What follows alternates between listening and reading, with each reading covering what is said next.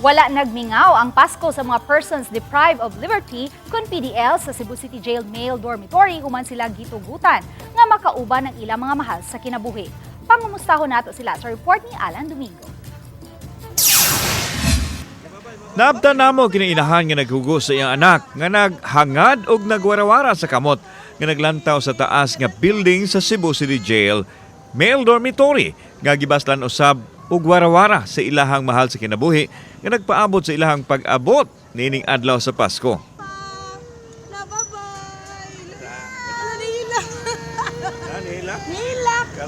Sa pagtugot nga nganlan og ipakita siya, gipadayag ni Normita Samson ang iyahang dakong kalipay kauban ang iyahang pamilya nga makauban usab bisan sa mubo nga panahon ang iyang bana ug ang anak nga parihong PDL. Dala nila ang salin sa ilang Noche Buena nga pag-asawan usab nila kung makasulod na sila sa pasilidad. So kumusta man ang Pasko? First time niyo magpasko wala sila? First time akong bana, pero akong anak 3 years naman siya. So kumusta man ang Pasko wala sila? Mingaw. Mingaw. Mingaw sir, kay ngano akong bana karon naman siya nawagod. Samtang taas nga linya usab sa mga dalaw ang nagpaabot sa gawas alang sa ilang turno pagsulod sa jail facility.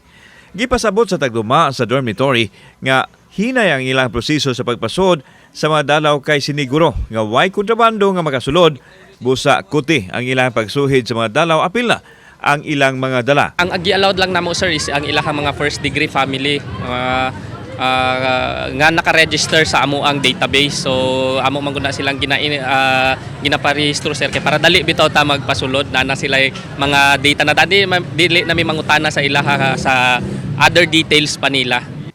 Ang Cebu City Jail Male Dormitory adunay mukapin sa 4,000 ka mga PDL nga nagpaabot sa ilahang pamilya nga mopatim-aw nining espesyal nga okasyon sa Pasko. Samtang gihatagan silang kagawasan ang 150 ka mga PDL nga naka-avail sa Good Conduct Time Allowance kon GCTA nga natagan sa ilahang kagawasan ni adtong nakalabayng semana nga gihulagway nga kinadaghanan nga nabuhian.